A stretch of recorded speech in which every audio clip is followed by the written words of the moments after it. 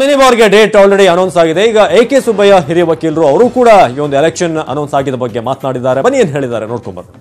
ಕರ್ನಾಟಕದಲ್ಲಿ 3 ಲೋಕಸಭಾ ಚುನಾವಣೆಯನ್ನು ಇವಾಗ ಘೋಷಣೆ ಮಾಡಿದ್ದಾರೆ. ಹಾಗೂ ಮೇನಲ್ಲಿ ಸಾರ್ವತ್ರಿಕ ಚುನಾವಣೆ ನಡೀತದೆ. ಈ ಚುನಾವಣೆ ಫಲಿತಾಂಶ ಬಂದ ಮೇಲೆ 6 ತಿಂಗಳು ಇಲ್ಲ. ಇದನ್ನು ಮಾಡಬೇಕಾದಂಥ ಅಗತ್ಯ ಇರಲಿಲ್ಲ. ಅನೇಕ ಸಂದರ್ಭದಲ್ಲಿ 6 ತಿಂಗಳು ಉಪಚುನಾವಣೆಗಳು ಮಾಡಲೇ ಇಲ್ಲ. ಈ ಚುನಾವಣಾ ಆಯೋಗದವರು ಯಾಕೆ ಇದನ್ನು ಮಾಡಲಿಕ್ಕೆ ಹೊರಟರು ಅಂತ ಹೇಳೋದು ಒಂದು ಅರ್ಥ ಆಗ್ತಾ ಇಲ್ಲ. ಏನು ಎಲೆಕ್ಷನ್ ಫಿಕ್ಸ್ ಆಗಿದ್ದರ ಬಗ್ಗೆ ಹೆಚ್ಚಿನ ಡೀಟೇಲ್ಸ್ ಅನ್ನ ಕೊಡ್ತಾರೆ. ಇದು ಬೇಕೋ ಬೇಡವೋ ಅನ್ನೋದು ಬಹಳಷ್ಟು ಒಂದು ಒಪಿನಿಯನ್ ಇದೆ. ಚಿದಾನಂದ ಪಟೇಲ್ ನೇರ ಸಂಪರ್ಕದಲ್ಲಿದ್ದಾರೆ. ಚಿದಾನಂದ ಪಟೇಲ್, ಈಗ 3 ಪಕ್ಷಗಳ ಒಂದು ಒಮ್ಮತದ ಒಂದು ಮಾತು ಏನಂತ ಹೇಳಿದ್ರೆ ಈ ಸಂದರ್ಭದಲ್ಲಿ ಎಲೆಕ್ಷನ್ ಬೇಡವಾಗಿತ್ತು ಅನ್ನೋದು. ಸೊ ಒಂದ್ ರೀತಿ ಅವ್ರು ಕೊಡುವಂತ ಕಾರಣ ಜನರ ಒಂದು ದುಡ್ಡು ಹಣ ಅದು ಖರ್ಚಾಗುತ್ತೆ, ವೇಸ್ಟ್ ಆಗುತ್ತೆ ಅಂತ. ಸೊ ರಿಯಲಿ ಅದೇ ಕಾರಣಕ್ಕೆ ಹೇಳ್ತಿದ್ದಾರೆ ಅಥವಾ ಬೇರೆ ಬೇರೆ ಕಾರಣಗಳಿದ್ದಾವ ಆ ಒಂದು ಒಮ್ಮತದ ಅಭಿಪ್ರಾಯಕ್ಕೆ ಅಂತ? ಕೇಂದ್ರ ಚುನಾವಣಾ ಆಯೋಗ 3 ಲೋಕಸಭಾ ಕ್ಷೇತ್ರಗಳಿಗೆ ಉಪಚುನಾವಣೆ ಘೋಷಣೆ ಮಾಡಿರೋದು ರಾಜಕೀಯ ಪಕ್ಷಗಳಿಗೆ ನುಂಗಲಾರದ ಬಿಸಿ ತುಪ್ಪವಾಗಿ ಪರಿಣಮಿಸಿರುವಂಥದ್ದು. ಯಾಕಂದ್ರೆ ಒಂದು ಕಡೆ ಚುನಾವಣೆ ಎದುರಿಸಬೇಕಾಗಿದೆ, ಮತ್ತೊಂದು ಕಡೆ ಚುನಾವಣೆ ಮುಗಿದ ಬಳಿಕ ಯಾರು ಸಂಸದರಾಗಿ ಆಯ್ಕೆ ಆಗ್ತಾರೆ ಅವರಿಗೆ ಅಲ್ಪಾವಧಿ ಕಾಲ ಇರುವಂಥದ್ದು. ಅಂದ್ರೆ 3 ತಿಂಗಳಿಗೂ ಹೆಚ್ಚು ಅವರು ಸಂಸದರಾಗಿ ಉಳಿಲಿಕ್ಕೆ ಸಾಧ್ಯ ಇಲ್ಲ. ಒಂದು ವೇಳೆ ಟಿಕೆಟ್ ಸಿಕ್ತಂತವರು ಸೋತ್ರೆ ಅವರಿಗೆ ಮತ್ತೆ 2019 ಲೋಕಸಭಾ ಚುನಾವಣೆಯಲ್ಲಿ ಟಿಕೆಟ್ ಪಡೆಯಲಿಕ್ಕೆ ಸಾಧ್ಯವಾಗುವುದಿಲ್ಲ. ಈ ಎಲ್ಲದರ ನಡುವೆ ಒಂದು ಕಡೆ ಹಣ ಮತ್ತು ಸಮಯದ ವ್ಯರ್ಥ ಆಗುತ್ತೆ ಅನ್ನೋದು ಈ ರಾಜಕೀಯ ಪಕ್ಷಗಳ ಈಗ ಆರೋಪ ಆಗಿರುವಂಥದ್ದು. ಯಾಕಂತ ಹೇಳಿದ್ರೆ ಇನ್ನು ಕೇವಲ 3 ರಿಂದ 4 ತಿಂಗಳು ಇರುವಂತಹ ಸಂದರ್ಭದಲ್ಲಿ ಚುನಾವಣೆ ಬೇಕಿತ್ತೆಂಬ ಪ್ರಶ್ನೆಯನ್ನ ಮಾಡಿರುವಂತದ್ದು. ಹಾಗಾಗಿ ಎಲ್ಲ ಒಂದ್ ಕಡೆ ಒಂದಷ್ಟು ಜನರಿಗೆ ಈ ಚುನಾವಣೆ ಬೇಡ ಅಂತಲೇ ಹೇಳಲಾಗ್ತದೆ. ಬಹುತೇಕ 3 ಪಕ್ಷದ ಪ್ರಮುಖರು ಇದೇ ಅಭಿಪ್ರಾಯವನ್ನು ಕೂಡ ವ್ಯಕ್ತಪಡಿಸಿರುವಂತದ್ದು. ಇನ್ನು ಮಾಜಿ ಪ್ರಧಾನಿ HD ದೇವೇಗೌಡರು ಈಗಾಗಲೇ ಚುನಾವಣಾ ಆಯೋಗ ಚುನಾವಣೆಯನ್ನು ಘೋಷಣೆ ಮಾಡಿದೆ, ಹಾಗಾಗಿ ಚುನಾವಣೆ ಮಾಡಲೇಬೇಕು ಅನ್ನೋ ಒಂದು ಮಾತನ್ನು ಹೇಳಿರುವಂತದ್ದು. ಆದ್ರೆ ಕಾನೂನು ಪ್ರಕಾರ ಯಾವುದೇ ಒಂದು ಕ್ಷೇತ್ರ 6 ತಿಂಗಳವರೆಗೂ ಕೂಡ ಅದನ್ನು ಕಾಲಿಡುವಂತಿಲ್ಲ. ಹಾಗಾಗಿ 6 ತಿಂಗಳ ಆಗಿದ್ರಿಂದ ಎಲ್ಲ ಒಂದ್ ಕಡೆ ಚುನಾವಣೆ ಘೋಷಣೆಯನ್ನು ಕಾನೂನು ರೀತಿಯನ್ನ ಮಾಡಿರುವಂತದ್ದು. ಹಾಗಾಗಿ ಅನಿವಾರ್ಯವಾಗಿ 3 ಪಕ್ಷಗಳು ಇದೀಗ ಒಲ್ಲದ ಮನಸ್ಸಿನಿಂದಲೇ ಚುನಾವಣೆ ಎದುರಿಸುವಂತಹ ಸ್ಥಿತಿ ನಿರ್ಮಾಣವಾಗಿದೆ. ಹಾಗಾಗಿ ಈಗ 3 ಪಕ್ಷಗಳು ಅನಿವಾರ್ಯವಾಗಿ ಅಖಾಡಕ್ಕಿಳಿಯುವ ಸ್ಥಿತಿ ಎದುರಾಗಿದೆ. ಅವಿನಾಶ್, ಧನ್ಯವಾದ ಮಾಹಿತಿಗಾಗಿ ಚಿದಾನಂದ ಪಟೇಲ್. ರಾಜಕಾರಣಿಗಳ ಮಾತನ್ನ ಕೇಳಿದ್ರೆ, ಕಾನೂನು ತಜ್ಞರ ಮಾತನ್ನ ಕೂಡ ಕೇಳಿದ್ರೆ, ಹಾಗಿದ್ರೆ ಬೈ ಎಲೆಕ್ಷನ್ ನಡೆಸೋ ಬಗ್ಗೆ ಜನ ಏನ್ ಹೇಳ್ತಾರೆ ಈ ಒಂದು ಎಲೆಕ್ಷನ್ ಬಗ್ಗೆ ಬನ್ನಿ ನೋಡ್ಕೊಂಡು.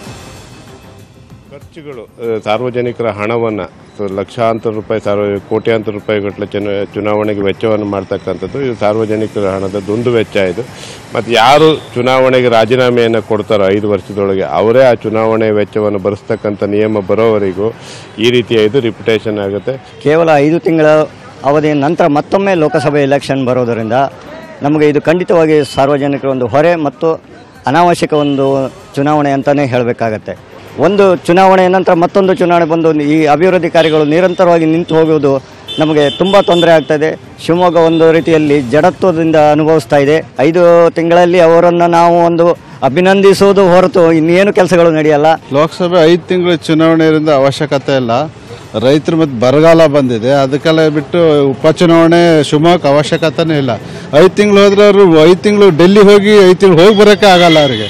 ಸುಮ್ಮನೆ ಎಷ್ಟು ಲಕ್ಷಾಂತರ ಕೋಟ್ಯಾಂತರ ರೂಪಾಯಿ ಹಾಕಿ ಮಾಡ್ಕೊಂಡು ಅವಶ್ಯಕತೆ ಇಲ್ಲ. ಲೋಕಸಭಾ ಚುನಾವಣೆ ಅವಶ್ಯಕತೆನೇ ಇಲ್ಲ. ಇನ್ನು ಕೆಲವೇ ದಿನದಲ್ಲಿ ಮಾರ್ಚ್ ಏಪ್ರಿಲ್ನಲ್ಲಿ ಮತ್ತೆ ಲೋಕಸಭಾ ಎಲೆಕ್ಷನ್ ಚುನಾವಣೆಗಳು ನಡೀತಾ ಇದ್ದಾವೆ. ಆದ ಕಾರಣ ಈ ಎಲೆಕ್ಷನ್ ಅಷ್ಟು ಸೂಕ್ತವಲ್ಲ ನಡೆಯೋದಂತ ನನ್ನ ಸ್ವಂತ ಅಭಿಪ್ರಾಯ. ಯಾಕಂದರೆ ಜನರಿಗೆ ತೊಂದರೆ ಆಗುತ್ತೆ, ನಿಲ್ಲೋರಿಗೂ ತೊಂದರೆ ಆಗುತ್ತೆ. ಇದು ಮುಂದೂಡಿಸಿ ಒಂದೇ ಸಲ ಇದೇನು ಕಾಮನ್ ಆಗಿ ಎಲೆಕ್ಷನ್ ಬರ್ತತ್ತಲ್ಲ ಲೋಕಸಭಾ ಎಲೆಕ್ಷನ್, ಅವಾಗ ನಡೆಸಿದ್ರೆ ಭಾಳ ಚೆನ್ನಾಗಿರೋದು. ಒಂದು ಸಲ ಎಲೆಕ್ಷನ್ ಆದ್ರೆ ಕೋಟಾನುಗಟ್ಟಲೆ ಹಣ ಕೂಡ ಖರ್ಚಾಗುತ್ತೆ. ಅದು ಸರ್ಕಾರಕ್ಕೆ ಸಹಿತ ಒಂಥರ ಬೊಕ್ಕೆ ಇದ್ದಂಗೆ. ಈ ಚುನಾವಣೆ ನಡೆಯೋದು ತಪ್ಪು ಅಂತ ನನ್ನ ಸ್ವಂತ ಅಭಿಪ್ರಾಯ ಅನಿಸ್ತದೆ. ಸುಮ್ಮನೆ ಎಲೆಕ್ಷನ್ ಮಾಡಿ ದುಡ್ಡು ಹಾಳು ಮಾಡಿ ಜನರಿಗೆ ತೊಂದರೆ ಮಾಡಿ MP ಗಳಿಗೆ ನಿಂದ್ರವ್ರಿಗೆ ಅವ್ರಿಗೂ ತೊಂದರೆ ಆಗುತ್ತೆ, ಪ್ರಚಾರಕ್ಕೆ ದುಡ್ಡು ಖರ್ಚಾಗುತ್ತೆ. ಈಗ ಮಾಡಬೇಕು 5 ತಿಂಗಳಕ್ಕೋಸ್ಕರ MP ಬೇಕಾಗಿಲ್ಲ ನಾನು ತಿಳಿದ ಮಟ್ಟಿಗೆ. ಇವರು ಈ ತರ ಮಾಡ್ತಿರೋದು ತುಂಬಾ ದೊಡ್ಡ ತಪ್ಪು ಮಾಡ್ತಾ ಇದ್ದಾರೆ. ಸರ್ಕಾರದ ದುಡ್ಡು ಹಾಳಾಗುತ್ತೆ, ಜನರ ದುಡ್ಡು ಹಾಳಾಗುತ್ತೆ. ಹಿತಾಸಕ್ತಿಗೋಸ್ಕರ ಅವರೆಲ್ಲ ಮಾಡ್ಕೊಂಡು ಇವತ್ತು ರಿಸೈನ್ ಮಾಡಿದ ತಕ್ಷಣ ಹೌದು ಎಲೆಕ್ಷನ್ ಆಗಬಹುದೇನೋ ಅಂತ ಒಂದು ಅವರಿಗೆ ಅನಿಸಿಕೆ ಇಲ್ಲ. ಎಲ್ಲರೂ ಸೀನಿಯರ್ ಲೀಡರ್ಸ್ ಒಂದು ಗವರ್ನರ್ಗೆ ಆಗಲಿ, ಒಂದು ಎಲೆಕ್ಷನ್ ಕಮಿಷನರ್ ಆಗಲಿ, ಅದು ಸಂಬಂಧಪಟ್ಟ ಅಧಿಕಾರಿಗಳಿಗಾಗಲಿ ಒಂದು ಲೆಟರ್ ಕೊಟ್ಟು ನಮಗೆ ಎಲೆಕ್ಷನ್ ಬೇಡ, ತೊಂದರೆ ಆಗುತ್ತೆ, ಪಬ್ಲಿಕ್ಗೆ ತೊಂದರೆ ಆಗುತ್ತೆ, ಜನರಲ್ ಎಲೆಕ್ಷನ್ ಯಾವ ಬರ್ತಾವೆ ಹಾಗೆ ಮಾಡಿ ಅಂತ ಒಂದೊಂದು ರಿಕ್ವೆಸ್ಟ್ ಲೆಟರ್ ಕೊಟ್ಟಿದ್ದಾರೆ. ನಿಜವಾಗ್ಲೂ ಇದು ಯಾರಿಗೂ ಬೇಕಾಗಿಲ್ಲ, ಇದರ ಅವಶ್ಯಕತೆಯೂ ಇರಲಿಲ್ಲ. ಆ್ಯಕ್ಚುಲಿ ಇರೋದು ಬರೀ 5 ತಿಂಗಳಿಗೆ ಒಂದು ಉಪಚುನಾವಣೆ ಮಾಡಬೇಕಾದ ಅವಶ್ಯಕತೆ ಇರಲಿಲ್ಲ. ಈಗ ಜಿಲ್ಲಾಡಳಿತ ಪೂರ್ಣ ಪ್ರಮಾಣದಲ್ಲಿ 2 ತಿಂಗಳು ಅದ ಕಡೆ ಗಮನ ಕೊಟ್ಟರೆ ಯಾವುದೇ ಸಾರ್ವಜನಿಕ ಕೆಲಸ ಕಾರ್ಯಗಳಾಗುವುದಿಲ್ಲ. ಮತ್ತೆ ಸಾರ್ವತ್ರಿಕ ಚುನಾವಣೆ ಬರ್ತದೆ, ಮತ್ತೆ 4 ತಿಂಗಳು ಅಥವಾ 3 ತಿಂಗಳು ಜಿಲ್ಲಾಡಳಿತ ಸಂಪೂರ್ಣವಾಗಿ ಅದಕ್ಕೆ ತೊಡಗಿಸ್ಕೊಳ್ಳುತ್ತೆ. ಹಣ ವೇಸ್ಟು, ಜೊತೆಯಲ್ಲಿ ಅಧಿಕಾರಿಗಳ ಶ್ರಮ ವೇಸ್ಟು, ಯಾವುದೇ ಸಾರ್ವಜನಿಕರ ಕೆಲಸ ಆಗೋದಿಲ್ಲ. ಅದನ್ನು ಮೊದಲು ಚುನಾವಣಾ ಆಯೋಗ ಮತ್ತು ಕೇಂದ್ರ ಸರ್ಕಾರ ಮನಗಾಡಬೇಕು. ಅದೇ ದುಡ್ಡನ್ನು ಆ ಕ್ಷೇತ್ರದ ಅಭಿವೃದ್ಧಿಗೆ ಬಳಸಿದ್ರೆ ಆ ಜನಕ್ಕಾದರೂ ಅನುಕೂಲ ಆಗುತ್ತೆ. ಈಗ ಯಾಕಂದರೆ ಮಂಡ್ಯದ ಬಹುತೇಕ ಭಾಗಗಳಲ್ಲಿ ರಸ್ತೆಗಳು ತುಂಬ ಕೆಟ್ಟು ನಿಂತಿವೆ. ದಯವಿಟ್ಟು ಚುನಾವಣಾ ಆಯೋಗಕ್ಕೆ ನಿಜವಾಗ್ಲೂ ಒಂದು ಎಷ್ಟು ಬೇಸರ ಆಗ್ತದೆ ಅಂದರೆ, ಚುನಾವಣಾ ಆಯೋಗಕ್ಕೆ ಏನಾದರೂ ಇದನ್ನು ಚಿಂತನೆ ಮಾಡೋ ಶಕ್ತಿ ಇಲ್ವಾ ಅಥವಾ ಶಕ್ತಿ ಕಳ್ಕೊಂಬಿಟ್ಟಿದ್ದೀರಾ ಅಂತ ಈ ಸಂದರ್ಭದಲ್ಲಿ ನಾವು ಯೋಚನೆ ಮಾಡಬೇಕಂತ ಅನಿವಾರ್ಯತೆ ಇದೆ. ಮೂರು ಪಕ್ಷದ ರಾಜಕಾರಣಿಗಳು, ಕಾನೂನು ತಜ್ಞರು, ಸಾರ್ವಜನಿಕರು ಎಲ್ಲರೂ ಕೂಡ ಒಮ್ಮತದಿಂದ ಹೇಳ್ತಿರೋದು ಈ ಒಂದು ಶಾರ್ಟ್ ಪೀರಿಯಡ್ ಆಫ್ ಟೈಮ್ಗೆ ಎಲೆಕ್ಷನ್ ಬೇಡ ಆಯ್ತು ಅಂತ. ಒಂದ್ ಕಡೆ ಪಕ್ಷಗಳಿಗೆ ಒಂದು ಟೆನ್ಷನ್ ಇರೋದು, ಹಣ ಖರ್ಚಾಗುತ್ತೆ ಅಂತ. ಇನ್ನೊಂದ್ ಕಡೆ ಸೋತ್ರೆ ಅಭ್ಯರ್ಥಿಗೆ ಮತ್ತೆ ಟಿಕೆಟ್ ಸಿಗಲ್ಲ, ಜೊತೆಗೆ ಅದರ ಇಂಪ್ಯಾಕ್ಟ್ ಲೋಕಸಭಾ ಎಲೆಕ್ಷನ್ಗೆ ಯಾವ ರೀತಿ ಆಗಿರುತ್ತೆ, ಸೋತ್ರೆ ಅದನ್ನೇ ಕ್ಯಾರಿ ಫಾರ್ವರ್ಡ್ ಆಗ್ಬೋದು ಆತ್ಮವಿಶ್ವಾಸ ಅಂತ. ಸೊ ಸಾಕಷ್ಟು ವಿಚಾರಗಳಿದಾವೆ. ಸದ್ಯಕ್ಕೆ ಏನಾಗುತ್ತೆ ಅಂತ ಕಾದ್ ನೋಡೋಣ. ಎಲೆಕ್ಷನ್ ಪೋಸ್ಟ್ಪೋನ್ ಅಥವಾ ಕ್ಯಾನ್ಸಲ್ ಆಗುತ್ತಾ, ಏನಾಗುತ್ತೆ ಅಂತ ನೋಡ್ತಾ ಇರಿ. ನ್ಯೂಸ್ 18 ಕನ್ನಡ, ಜಾಲ ನಮ್ಮದು, ಬಲ ನಿಮ್ಮದು.